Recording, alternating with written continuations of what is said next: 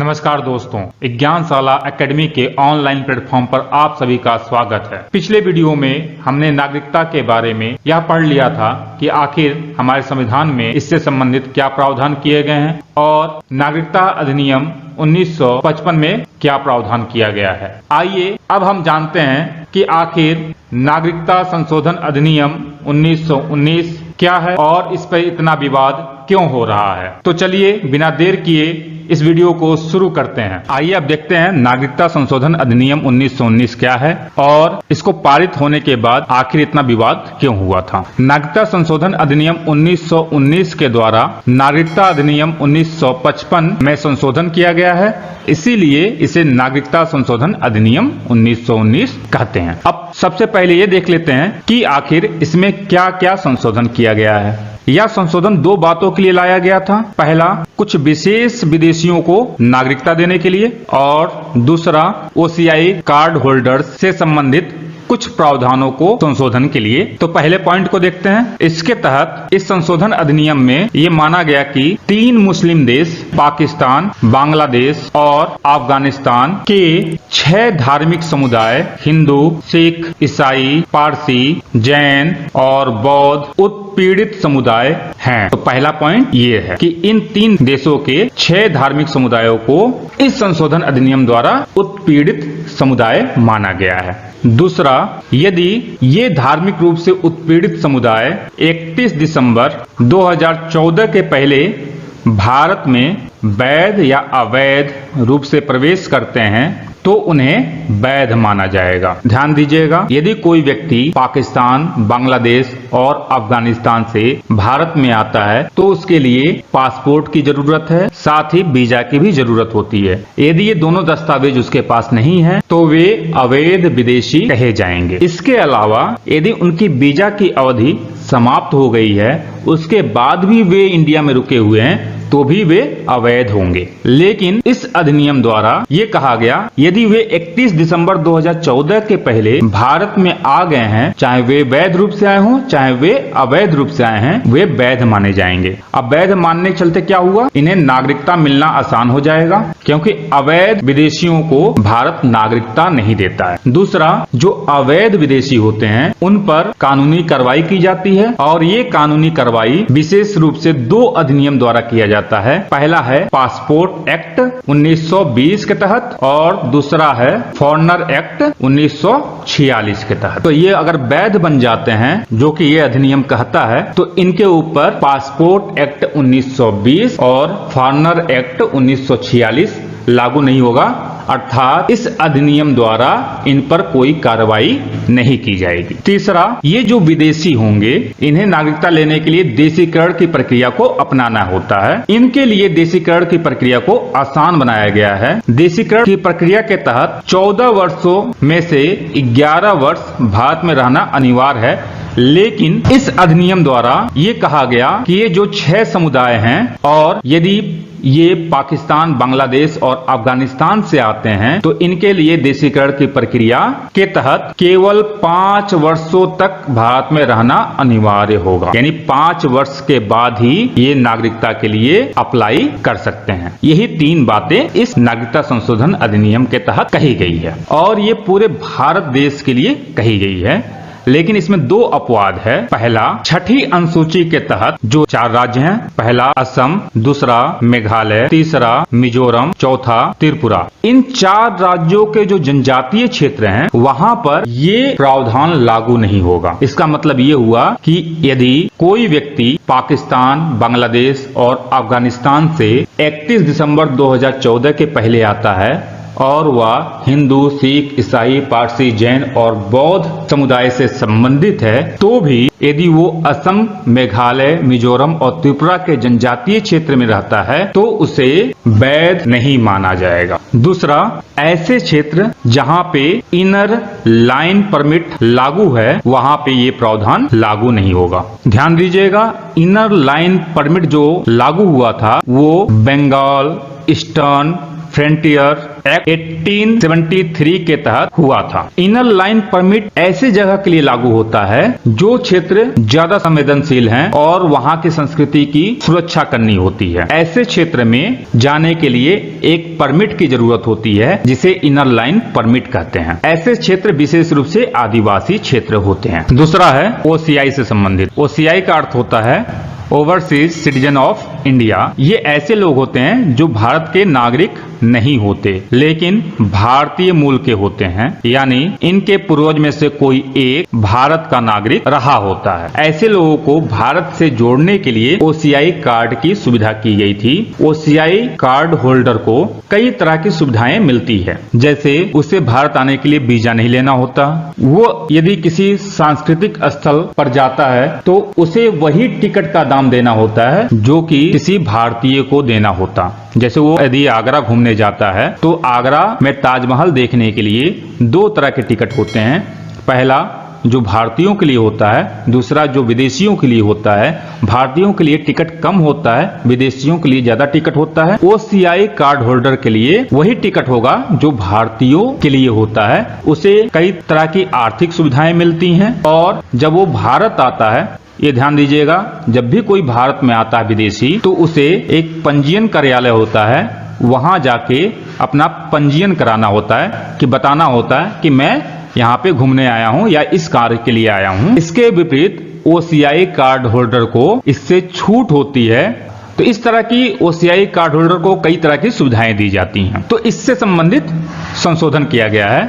नागरिकता अधिनियम में ये कहा गया है कि जो ओसीआई कार्ड है ये कुछ आधारों पे छीना जा सकता है। पहला आधार बताया गया था कि यदि कोई व्यक्ति धोखाधड़ी से कार्ड को प्राप्त करता है तो उससे कार्ड को छीना जा सकता है। दूसरा, यदि किसी व्यक्ति को कार्ड दिया गया है और कार्ड प्राप्त होने के 5 वर्ष के अंदर ही उसे 2 वर्ष की सजा हो जाती है तो उससे ओसीआई कार्ड छीना जा सकता है। तीसरा, यदि सरकार को ऐसा लगता है कि अमुक व्यक्ति से जो ओसीआई कार्ड होल्डर है राष्ट्र की संप्रभुता और सुरक्षा को खतरा है तो उससे कार्ड छीना जा सकता है। इस संशोधन द्वारा एक प्रावधान और जोड़ा गया है। यदि ओसीआई कार्ड होल्डर किसी भारतीय कानून का उल्लंघन करता है तब भी उससे कार्ड छीना जा सकता है। एक संशोधन और किया गया है कि ओसीआई कार्ड को वापस लेने से पहले उस व्यक्ति को सुनवाई का अधिकार दिया जाएगा, यानी सुनवाई के अधिकार को इसमें शामिल किया गया है। अब मुझे लगता है कि आप लोग नागरिकता संशोधन अधिनियम 1919 के तहत जो संशोधन किए गए हैं उसे आप अच्छी तरह समझ गए हैं। अब देखते हैं कि आखिर वे कौन से कारण थे जिसके कारण इसमें संशोधन किया गया। तो पहला कारण यह है कि भारत के पड़ोसी देशों में जो धार्मिक रूप से उत्पीड़न हो रहा है उसके अगेंस्ट बोलना भारत की नैतिक और मानवीय जिम्मेदारी है। तो यानी पहला कारण हो जाएगा नैतिक और मानवीय जिम्मेदारी के कारण। दूसरा, इन देशों से धार्मिक उत्पीड़न के कारण बहुत सारे लोग भारत में अवैध रूप से रह रहे हैं। अवैध रूप से रहने के कारण इन्हें कोई सुविधा नहीं मिलती। इस कारण इनकी स्थिति को बेहतर करने के लिए ये जरूरी है कि इन्हें वैध स्टेटस दिया जाए। लेकिन इस अधिनियम के पारित होते ही बहुत से लोगों ने इसके विरोध में विरोध प्रदर्शन भी किया है। तो अब हम विवाद को देख लेते हैं कि आखिर वे कौन से विवाद हैं। तो इसके तहत हम जो विपक्ष के आर्गुमेंट हैं उसको देखेंगे और जो सरकार का पक्ष है उसे देखेंगे। जो पहला विवाद है वो असम एकॉर्ड को लेकर है, असम समझौता। 1985 में भारत सरकार और असम आंदोलन से संबंधित नेताओं के बीच एक समझौता हुआ था जिसे असम समझौता कहते हैं। इस समझौते में ये सहमति बनी थी कि वे व्यक्ति जो 25 मार्च 1971 के पहले बांग्लादेश से भारत आए हैं उन्हें तो भारत की नागरिकता दे दी जाए, किंतु इसके बाद जो व्यक्ति भारत में प्रवेश किए हैं उन्हें नागरिकता ना दी जाए। अब यहाँ ध्यान दीजिएगा,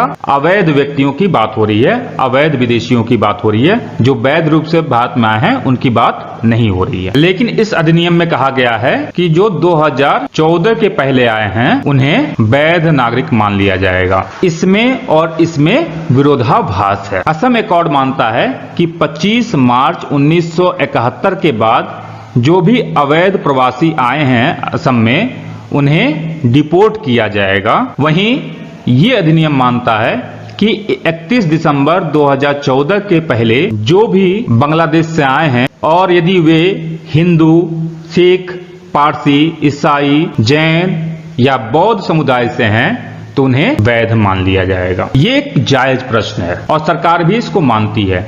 इसीलिए सरकार ने 6वीं अनुसूची में शामिल 4 राज्य असम, मेघालय, त्रिपुरा और मिजोरम के जनजातीय क्षेत्रों में इसे लागू नहीं किया है। साथ ही ऐसे क्षेत्र जो इनर लाइन परमिट वाले हैं वहां भी इसे लागू नहीं किया है। साथ ही असम में इसे किस तरह लागू किया जाए, इसके लिए भारत सरकार ने एक हाई लेवल कमेटी का गठन किया था। इस कमेटी ने अपना सुझाव भी दे दिया है और संभावना यही है कि भारत सरकार इस कमेटी के सुझावों के मद्देनजर कोई कार्रवाई करेगी। दूसरा मुस्लिम समुदाय से संबंधित है। इस अधिनियम का सबसे ज्यादा विरोध मुस्लिम समुदाय के लोग कर रहे हैं। उनका मानना है कि यह अधिनियम मुस्लिम समुदाय के साथ भेदभाव है और इस अधिनियम द्वारा मुस्लिमों की नागरिकता को छीना जा सकता है। यहाँ पे सरकार ने स्पष्ट किया है यह अधिनियम मुस्लिम समुदाय के अगेंस्ट नहीं है। यह उत्पीड़ित समुदाय जो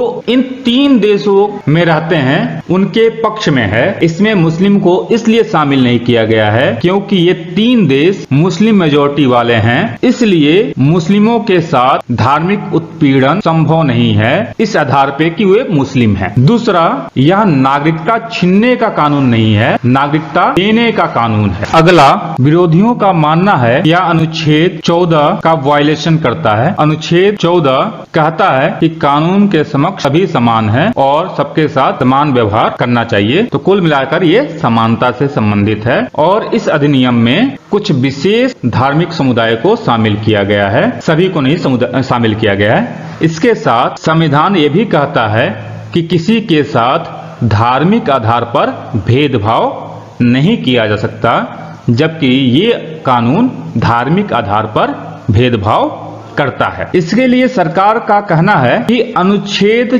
14 तार्किक वर्गीकरण को मान्यता देता है, यानी कि यदि तार्किक आधारों पर सरकार किसी समुदाय के पक्ष में कुछ विशेष कार्य करना चाहती है, सुधार करना चाहती है, तो सरकार को ये करने की इजाजत है। इसी तार्किक वर्गीकरण के कारण ही SC/ST को रिजर्वेशन मिलता है। इसी तार्किक वर्गीकरण के कारण ही महिलाओं के लिए विशेष प्रावधान किए जाते हैं, OBC के लिए विशेष प्रावधान किए जाते हैं। यानी एक तार्किक वर्गीकरण के द्वारा विभिन्न समुदायों के पक्ष में सरकार कोई कानून बना सकती है या उनके लिए कुछ विशेष प्रावधान कर सकती है। जहां तक धार्मिक समुदायों के वर्गीकरण की बात है, वहां पे सरकार कहती है कि इससे पहले भी लियाकत नेहरू समझौते में और इंदिरा मुजिम समझौते में मुस्लिम वर्ग को शामिल नहीं किया गया था, क्योंकि ये जो समझौते थे इन मुस्लिम देशों में इंदिरा मुजिम समझौता बांग्लादेश के संदर्भ में और नेहरू लियाकत समझौता पाकिस्तान के संदर्भ में, और उस समय पाकिस्तान जो आज का पाकिस्तान है और बांग्लादेश दोनों एक थे, में अल्पसंख्यकों के हितों की सुरक्षा करता है और जो अल्पसंख्यक हैं वो मुस्लिम के अलावा हैं, इसलिए उसमें भी मुस्लिम को इंक्लूड नहीं किया गया था और अब भी मुस्लिम को इंक्लूड नहीं किया गया है। तो इस तरह देखा जाए तो ये कानून जो है मुस्लिमों के अगेंस्ट नहीं है। एक आलोचना और की जाती है कि ये कानून सैद्धांतिक रूप से भले ही सही हो, लेकिन इसमें व्यवहारिक रूप से बहुत कठिनाइयां हैं। बंगाल, पाकिस्तान और अफगानिस्तान से जो अवैध रूप से लोग आए हैं वो केवल हिंदू, ईसाई, पारसी, बौद्ध, जैन या सिख नहीं है, इसमें मुस्लिम और अन्य धर्मों के लोग भी शामिल हैं। तो पहली परेशानी ये है कि सरकार इन 6 वर्गों के तहत आने वाले लोगों की पहचान करे और बाकी वर्गों के तहत आने वाले लोगों की पहचान करे। इस पहचान के लिए जरूरी है कि NRC को अपनाया जाए, नेशनल रजिस्टर ऑफ सिटीजनशिप। अब इसके लिए दस्तावेज की बहुत जरूरत होगी। बहुत सारे लोगों के पास दस्तावेज नहीं है, या तो बाढ़ में बह गए हैं या तो ऐसे लोग जो आंतरिक रूप से विस्थापित हैं जैसे कोई व्यक्ति जो बिहार से 1950 में जाके मुंबई में बस गया, अब उसके जो वंशज हैं उनको ये मालूम ही नहीं है कि उनका ओरिजिन कहाँ है। तो ऐसे लोगों के समक्ष ये एक बड़ी चुनौती है कि वे कैसे साबित करेंगे कि भारत के नागरिक हैं। भारत सरकार ने इस चुनौती को माना है और लोगों को आश्वासन दिया है कि भारत सरकार इस तरह से इसे लागू करेगी कि कोई भी व्यक्ति जो भारत का नागरिक है नागरिकता से वंचित नहीं होगा। और ओसीआई में जो संशोधन किया गया है कि ओसीआई कार्ड होल्डर यदि भारत के किसी कानून का उल्लंघन करता है तो उसका कार्ड वापस ले लिया जाएगा। इसकी भी आलोचना की जा रही है कि इसके कारण भारत सरकार के पास असीमित शक्ति आ गई है। यह सही है कि इसके द्वारा भारत सरकार के पास ओसीआई स्टेटस को समाप्त करने की विशेष शक्ति मिल गई है, किंतु सरकार ने वादा किया है कि इसका उपयोग स्वैच्छिक और मनमाना नहीं होगा।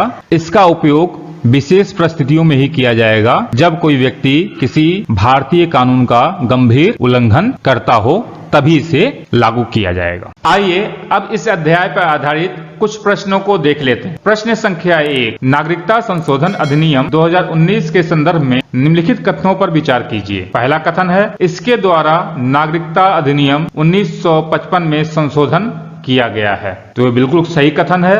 नागरिकता संशोधन अधिनियम 2019 नागरिकता अधिनियम 1955 का संशोधन करता है। दूसरा कथन देखते हैं, इसमें पाकिस्तान, बांग्लादेश और अफगानिस्तान के धार्मिक रूप से उत्पीड़ित 6 समुदायों यथा हिंदू, सिख, ईसाई, बौद्ध, जैन और अहमदिया को शामिल किया गया है। ये कथन गलत है क्योंकि अहमदिया को इसमें शामिल नहीं किया गया है। अहमदिया की जगह पारसी को इसमें शामिल किया गया है। तो इस तरह देखा जाए तो पहला सही हो जाएगा, दूसरा गलत हो जाएगा। उपयुक्त कथनों में से कौन सा या कौन से कथन गलत है? तो देखिए कौन सा गलत है, दूसरा गलत है। तो आंसर क्या हो जाएगा? केवल 2। विकल्प देखते हैं, केवल 1 ये गलत होगा, केवल 2 ये सही होगा। सी 1 और 2 दोनों नहीं, क्योंकि 1 सही है और 2 गलत है। ना तो 1 और ना ही 2 ये भी गलत होगा। तो आंसर हो जाएगा बी। प्रश्न संख्या 2, नागरिकता संशोधन अधिनियम 2019 के बारे में विचार कीजिए। इसके द्वारा संविधान में संशोधन किया गया है। ध्यान दीजिएगा, संविधान में संशोधन